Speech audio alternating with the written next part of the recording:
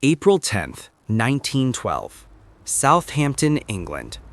A massive crowd gathered to see off the RMS Titanic on its maiden voyage. At 269 meters long, it was the largest and most luxurious ship ever built. People called it practically unsinkable.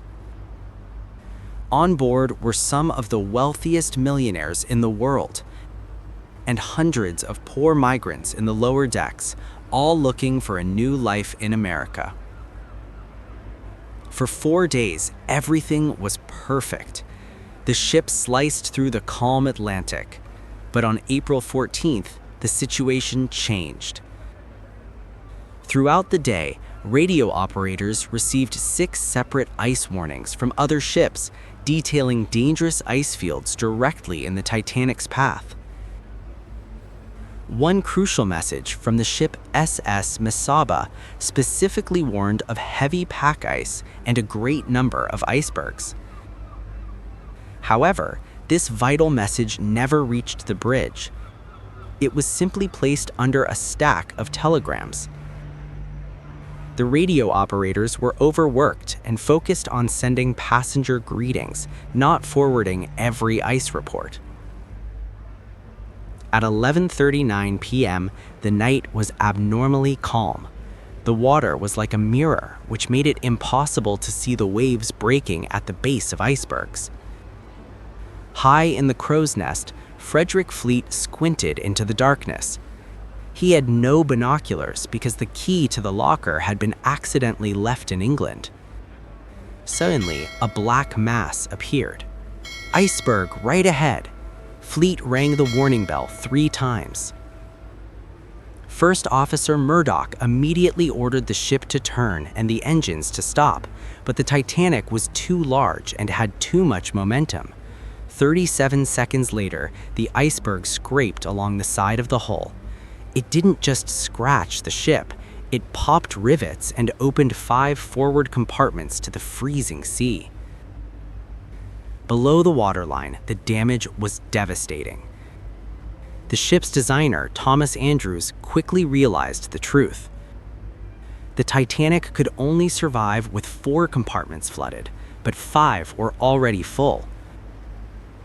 Because the walls between compartments didn't reach the ceiling, the water would simply pour over the top from one section into the next, like an ice cube tray. Andrews turned to the captain and said, "It is a mathematical certainty. The ship will founder." They had less than 2 hours.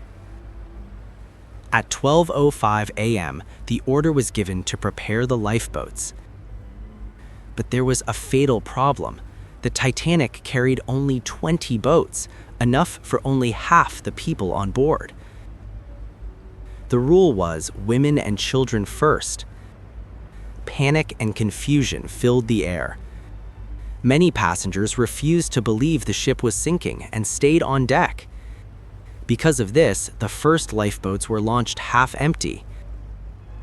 Lifeboat number 7 left with only 28 people, despite having space for 65.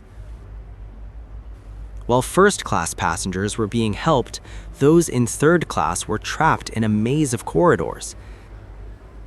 By the time they reached the top deck, most lifeboats were gone.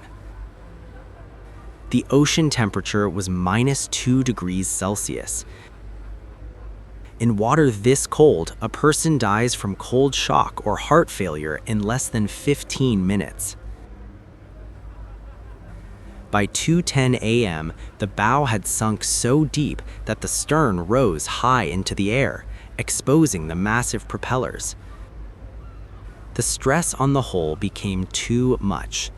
Suddenly, the lights went out, and a deafening sound of groaning metal filled the night.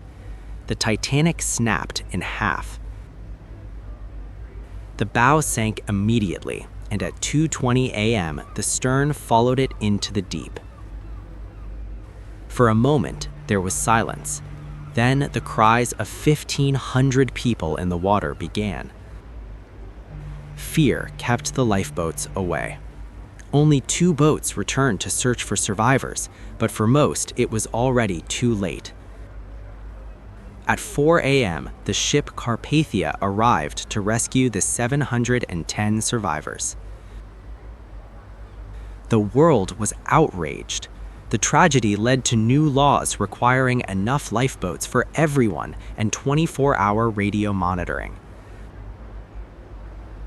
The wreck was finally found in 1985, 3.8 kilometers down. Today, it is slowly being eaten by bacteria and will soon disappear forever. The Titanic remains a haunting reminder that nature is always more powerful than human pride. Subscribe for more historical facts.